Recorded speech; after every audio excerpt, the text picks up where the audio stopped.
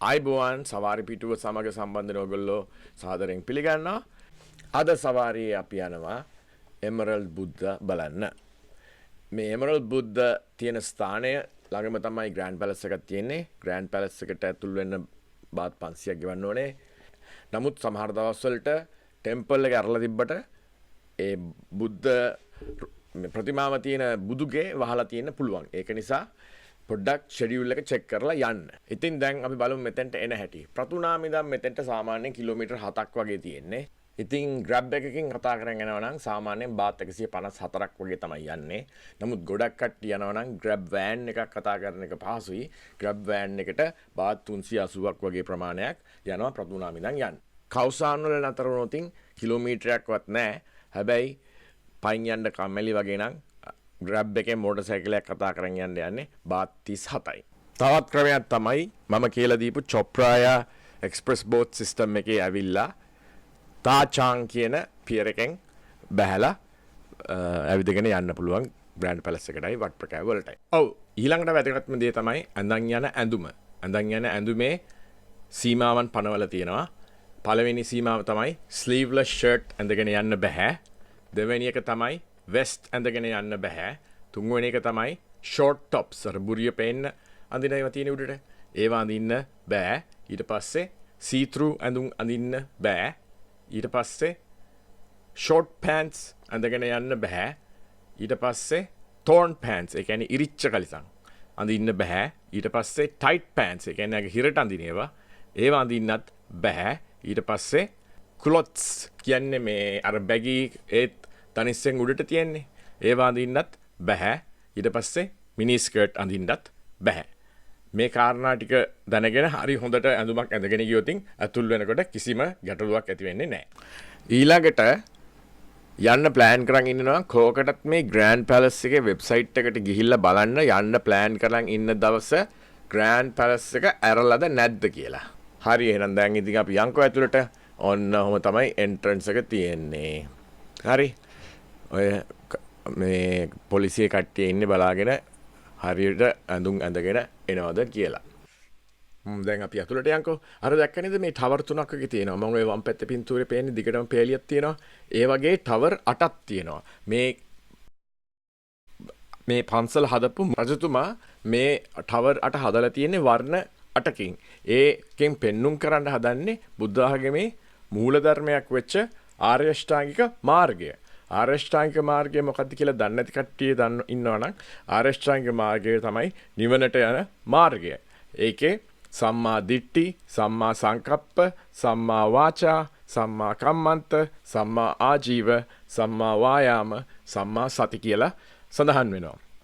ඉතින් මම මේ ටික දැක්කම මට හිතුනේ අපේ ලංකාවේ පන්සල් මේ වගේ නෙමෙයිනේ ඩිසයින් කරලා තියෙන්නේ. දැන් මේ රජුරෝ මේ පන්සල හදනකොට ඒකෙන් මේ පන්සලෙන් නිරූපණය වෙන්න හදලා තියෙනවා බුද්ධ ධර්මයේ මූල ධර්මය. ඉතින් ඇයි අපේ පන්සල් වල එහෙම නැතුව ගියේ කියලා මට ටිකක් ප්‍රශ්නත් හිතෙනවා. සමහර විට ගොඩක් වෙලාවට අපේ රට දැන් ජනතිසවාදීන් ඇවිල්ලා ඇටැක් කරානේ. ඉතින් ඇටැක් කරාම මට හිතෙනවා ඇත්තටම බුද්ධ ආගම නැතුවම ගියාදත් කියලා සමහර කාලයක්. නැතුවම ගිහිල්ලා ආපහු ඊට පස්සේ කට්ටියක් එකතු වෙලා ආපහු තිබ්බ නටබුන් වලින් ආයි මේ බුද්ධ ධර්මයේ ලංකාවේ ගොඩනගාගත්තද කියලා. ඉතින් ඕකෙ එහෙම හිතනකොට මට හරි කේන්තියක් යනවා මේ ඔක්කොම බටහිර ලෝකයෙන් අපේ රටට ඇවිල්ලා රට විනාශ කරලා ගිය මිනිස්සු ගැන. ඉතින් මොනා කරන්නද? බුද්ධ ආගමේ හැටියට එහෙම කේන්ති ගන්න හොඳ නෑනේ. මම ගිය ජනවාරි 1 වෙනිදානේ ඒක නිසා ගොඩක් සෙනග. ඉතින් හිමීට ඇතුළට යන්නේ පඳුරක් දැම්මම හඳුන් කූරු දෙනවා. ඒක සාමාන්‍යයෙන් මොකද පන්සලේම හඳුන් කුරු තියෙනවා තායිලන්තේ. පිටින් ගේන්න අවශ්‍ය නැහැ. දැන් මේ පත්තිනින් පල්ලෙහාට ගියාම මේ තියෙන්නේ මෙන්න මේ ගොඩනැගිල්ල.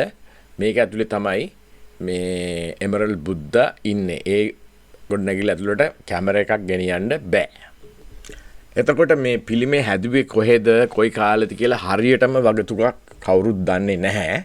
නමුත් සමහර කට්ටිය විශ්වාස කරනවා මේක 14 වෙනි සතවර්ෂයේදී තායිලන්තයේ නිර්මාණය වෙච්ච දෙයක් කියලා. සමහර කට්ටිය විශ්වාස කරනවා ඊට වඩා කලින් ක්‍රිස්තු පූර්ව 400 ගණන් වල වගේ පාටලිපුත්‍ර නගරයේ නිර්මාණය වෙච්ච දෙයක්. ඒක යුද්ධයක් නිසා ලංකාවටත් ගෙනිලා හංගලා තිබිලා ඊට පස්සේ බුරුමේට ගෙනියනකොට කුණාටුවකට හුවෙලා කාම්බෝජියාවට ගිහිල්ලා ඊට පස්සේ එහෙදී අංකොවත් වල තිබිලා තමයි තායිලන්තයට ආවේ කියලා.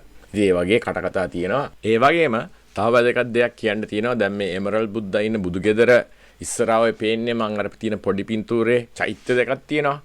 ඒ චෛත්‍ය දෙක හදලා තියෙන්නේ දැන් මේ වට්ප්‍රකාව හැදුවේ රාමා 1 ඒ රජතුමාගේ නම. චක්‍රීය ඩයිනස්ටි එකේ පළවෙනි රජතුමා. ඒ රජතුමාගේ අම්මයි තාත්තයි සිහි වෙන්න තමයි ඒ චෛත්‍ය දෙක හදලා තියෙන්නේ. උතුරේ තියෙන චෛත්‍ය අම්මව සිහි වෙන්නත්, දකුණු පැත්තේ තියෙන චෛත්‍ය තාත්තව සිහි වෙන්නත් තමයි හදලා තියෙන්නේ. ඔය දැන් මගේ ඉස්සරහා තියෙන්නේ දකුණු අත පැත්තට වෙන්න ඒ මම ඒ කියපු චෛත්‍ය දෙකෙන් එකක්. ඔව් තව ටිකක් අපි ඇවිදගෙන යන් ඉස්සරහට චෛත්‍ය පේනවා මම අර ඉස්සෙල්ලා කියපු. අර දැන් ওই දම්පාට ගොඩනැගිල්ලක් පේන්නේ. ඒ දම්පාට ගොඩනැගිල්ලේ නම තමයි ප්‍රසාද් ප්‍රාතැප්පිදොන්. මේක නිර්මාණය කරන්නේ රාමා 4 වෙනි රජුරෝ. ඒක පරමාර්ථය උනේ අර එමරල්ඩ් බුද්ද තැන්පත් කරලා තියෙන රජමාලිගාවක් කරන්න. නමුත් මේකේ වැඩ අවසන් වෙන්න කලින් රාමා 4 වෙනි රජුරෝ ජීවිතක්ෂරපත් වෙනවා. ඊට පස්සේ ආපු රාමා 5 වෙනි රජුරෝ තීරණය කරා මේක මාලිගාවට ඉඩ මදි කියලා. මොකද රාජසභාවේ ඔක්කොටම එකපාරට ඉන්න පුළුවන් තැනක් නෙමෙයි කියලා. එහෙම කල්පනා කළා දැන් එමරල්ඩ් බුද්ද තැන්පත් කරලා තියෙන රජමාලිගාව රාමා 5 වෙනි රජුරෝ නිර්මාණය කරනවා. තායිලන්තේ රජුරු කියලා වෙනම වැඩසටහනක් කරලා මම රජුරු ගැන කියන්නම්. නමුත් මේ රාම 5 වෙනි රජුරු නිසා තමයි තායිලන්තයේ යටත් දිජවාදීන්ට යත් කරගන්න බැහැ. ඔන්න දැන් අපි ප්‍රසාද් ප්‍රාතිබේත් එක පහු කරන් තව ටිකක් ඇතුළට යමු.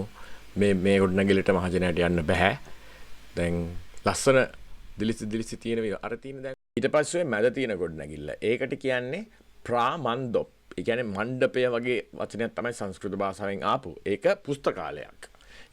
ඒකේ තියෙන්නේ ත්‍රිපිටකය සහ චක්‍රීය රජුරුවන්ගේ පින්තූර. සාමාන්‍ය ජනතාවට ඒකට විවෘතලා නැහැ. සාමාන්‍ය ජනතාවට යන්න බෑ.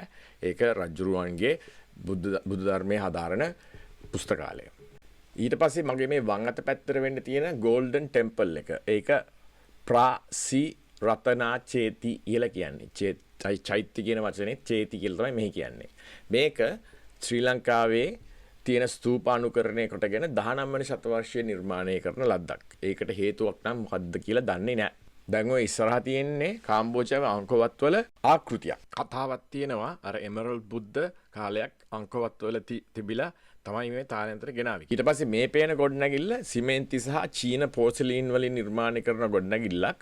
ඒකේ බුද්ධ රූප සහ අයුතියා රාජධානියේ ප්‍රාණක් බුද්ධ කියන රත්තරන් රිදී සහ කොපර් වලින් නිර්මාණය වෙච්ච බුදු පිළිමයක් තියෙනවා. මේ ගොඩනැගිල්ලට සාමාන්‍ය ජනතාවට එන්න බෑ. ඒකටත් යන්න පුළුවන් රජ පරම්පරාවේ අයට විතරයි. එතකොට මේ තියෙන්නේ වටේ තියෙන තාප්පය ඇඳලා තියෙන පිටුසිතුවම්. ඔව්. එතකොට එමරල්ඩ් බුද්ද බලන්න ගියපු අද මේ සවාරි පිටුව මෙතනින් අවසන් වෙනවා. මම හිතනවා ඔබ දැන් ඊළඟට තායිලන්තයට ඇවිල්ලා මේ පන්සලට යනකොට ඒ පිළිබඳ හොඳ අවබෝධයක් තියෙනවා. යන්න බැරි වෙච්ච කට්ටියුණත් තායිලන්තයේ බුදු ධර්මයේ පෙන්눔 කරන දේවල් හොඳට තේරෙනවා. ඉතින් තව දවසක සවාරි පිටුවක් සමග මුණ ගැසෙනකම් ඔබ සියලු දෙනාටම ආයුබෝවන්.